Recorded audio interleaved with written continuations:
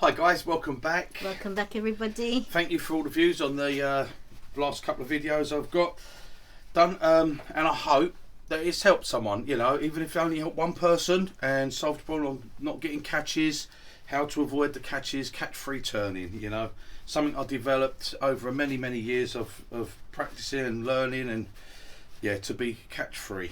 There you go. So Lisa wants to do a couple of thank yous. Yeah, I've got a few thank yous actually. A few thank yous. For the buy me a coffees, thank you very much guys. That's Tissy D. Thank you, Tissy. We've got the Wild Woodworker. Thank you, Wild. Wild.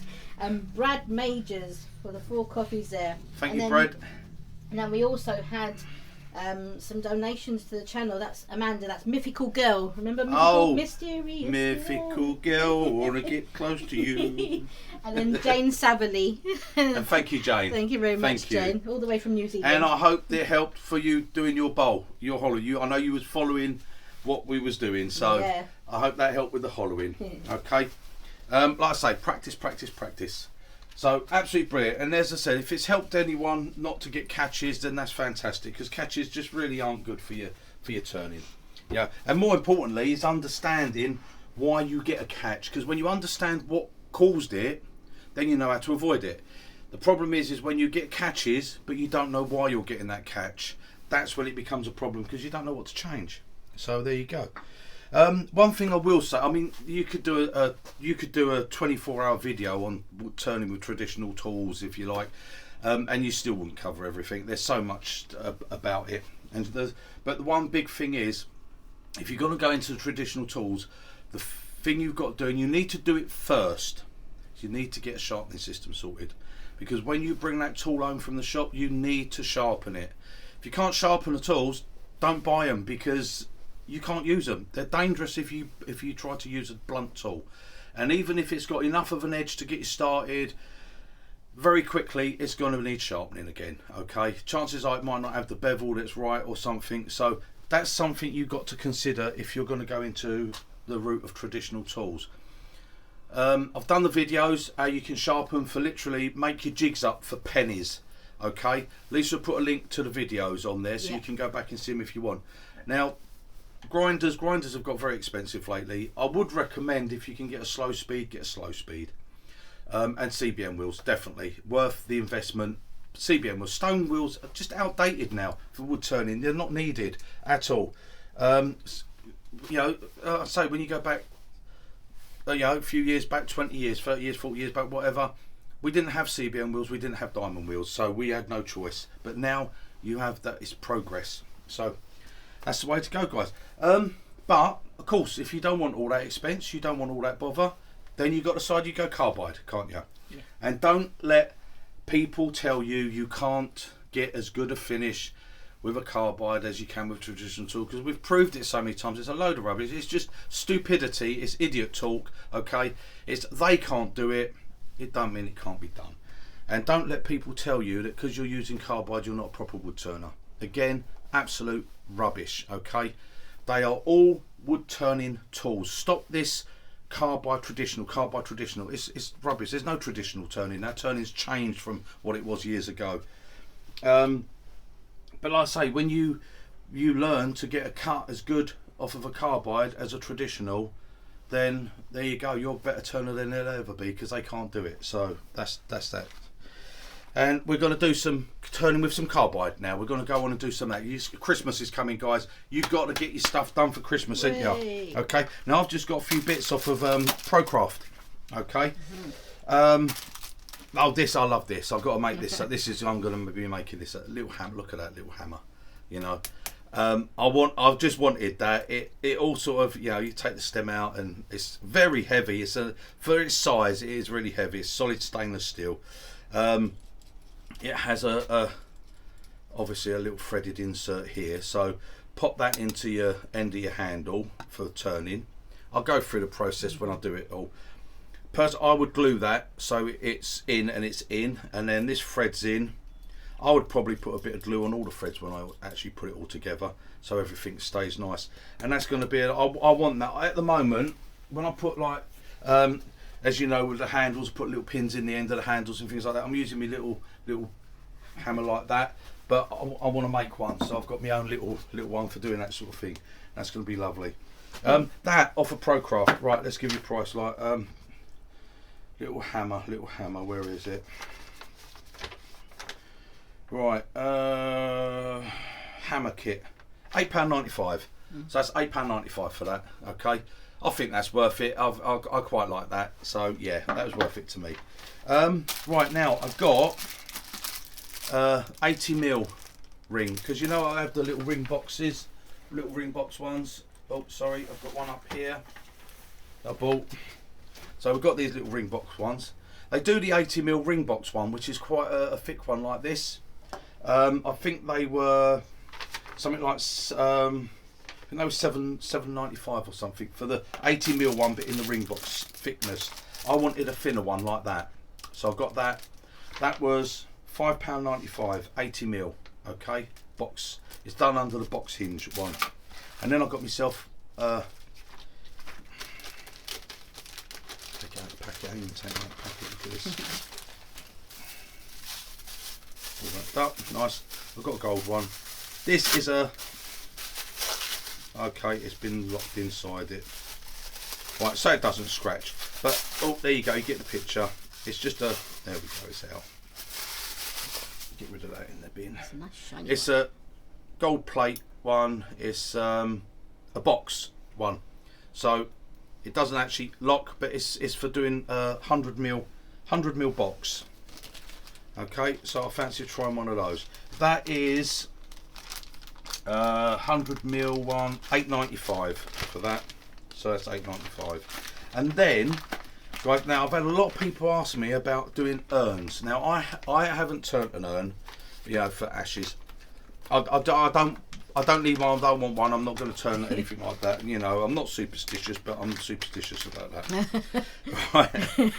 So I don't need one, so I've not turned one. Yeah. So they're 80mm, and these are your ring ones. Okay. Now ProCraft did put a little video up on this, showing these. That's where I saw that, and that's why I got it. And they're very good. Look, a little spin, and they bump, go right down, bump. Now I'm going to be making a screw lidded pot type thing. It's not going to be if you want to do an urn, basically an urn, it's just basically putting that in. Just do what shape you want. I mean, everyone seems to do the same shape for an urn. I don't know why. I don't know why that becomes the shape of an urn. I really don't know. You could do anything, couldn't you? Just like a vase, isn't it? You know? Yeah, it's just like having a vase, really. But yeah, so I got two of those. Now they're actually pretty good. These. Right, hang on, let me see where I got. Yeah, £6.50. £6.50 for that. Okay, I think that's absolutely good. I got two of them, so I'm going to do two of those pots. So that was it. That was off of ProCraft, and I bought them. They came the next day. Okay, and I've got free pencil as well. Look at that. Right. So there you go. So that's some bits I've got to do to make up. Well, little Christmas thing, you know, something. That would make a nice little gift, wouldn't it? For a little toffee hammer or a nutcracker one, stuff like that you could use. There you go. Crack some nuts. Guys. Right, now I did get, let me bring these over. I did get, also I want to say about it, I got a few bits off of one of my favourite places, Temu. You know, guys, you can really save some money. Now I needed some new live centres. My live centres, these were from Axminster, and they're very good, they're fantastic. But when you pay it right, and look, I ruin them so easily. It's just for the job I do, I end up hitting them quite often, because when I'm doing it, I'm making like a lot of what I'm doing 50 or something at a time, so you're in a bit of a rush. So I bought some new ones. I bought these ones. Now, just wind it out. I bought these ones off of Temu, and I've had Temu ones before. Okay, this is a Temu one. Okay, and it's lovely, and it works absolutely fantastic. No vibration, no nothing. This one came from Temu, and this one has the different inserts. Now, actually, in truth, they sell this on ProCraft, and it's exactly the same one, and it's double the price of what that is off Temu. So there you go, guys. That's a little bit of something that pisses me off when you know, British company where you think, oh, support local and support British and all that sort of stuff, but they're buying it from China and then selling it to you at a dearer price, and they don't even change the packaging. It still comes with Chinese writing on it and everything, so you know where it's come from. It's like my lathe. Yes, you know, you buy it in the UK, made in Taiwan. My drill press, product of China, written all over it. They don't even change the casing. Oh, yeah, come on. Anyway, I got these, and this bit doesn't turn. It's the centre bit in there, and it's lovely. It's so solid, and it's weighty. It's heavy. £10.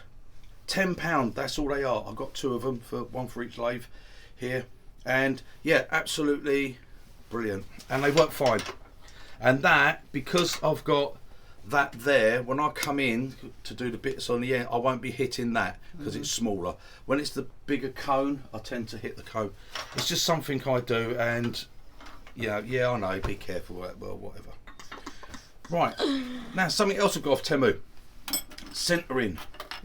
Centering tool. Now, we all know about, like, for centering round circles and stuff, and one of the pains is getting the centre when you've got something that's a bit like this, and it's not round, it's different that way. Yeah, you can put a compass on and go here and here and try and get your circle, and then when you do the one on that side, you find that one you didn't actually get it, because that shape there, it's not quite the same on that, but you still want to find the centre. I picked up these little things. Now I know there's nothing new, they've been about for you, but I picked a set of these up. 89p, guys. Right, now I'm going to show you exactly how we'd use it on here and how this benefits us, because we come along, we put that point on there, okay, and that point there, right, we've got the 2 points there and there, right, so that's, let me get my new pencil from ProCraft, that's my centre there. Now I turn it around and I just bring it in, centre there, and that is it. And that little mark there now is bang on centre. Alright, so I can just get my rattle, so I'll show you when I put it onto the lathe. I'll put it there, pop there. Right, so I've got my centre marked with that one. Now when I turn it over, again it's slightly different shape, but because this, well, no matter how far apart this goes, this always comes to centre. So it's very easy when you're doing something like these out of shape, there it is there, so a little line there, turn it round. When you're doing these weird shapes, it don't even matter that it's got that bit of bark on there and stuff, just come to that edge, there you go, look, I'll slightly over it, so we just come here and put our, the one there, which means that one has to come across that, like that, that's it. That shows me where that centre is.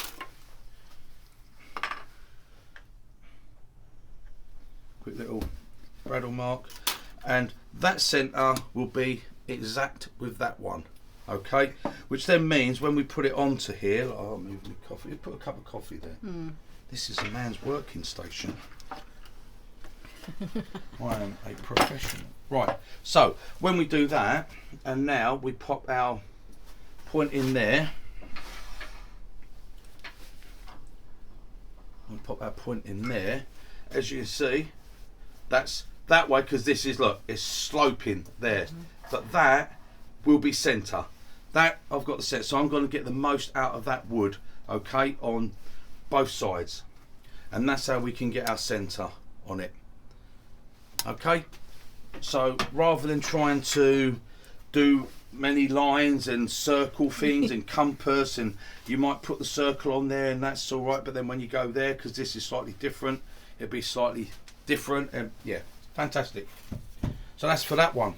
Now, as you know, I quite like to put pieces on, and you might like to do it as well, I like to put pieces of square wood like that on my lathe that way and turn like nice tea light holders and things, but it's very, very important that you get dead centre on here, because if you don't get dead centre and you turn, you're going to have that different, your hole's going to be there and you're going to have less there, that's there. Another little gadget, I think this was £1.29, something like that, about £1.29, a little gadget here, okay, all it is you get these 2 little blue pins, you've probably seen them, and this little thing, okay.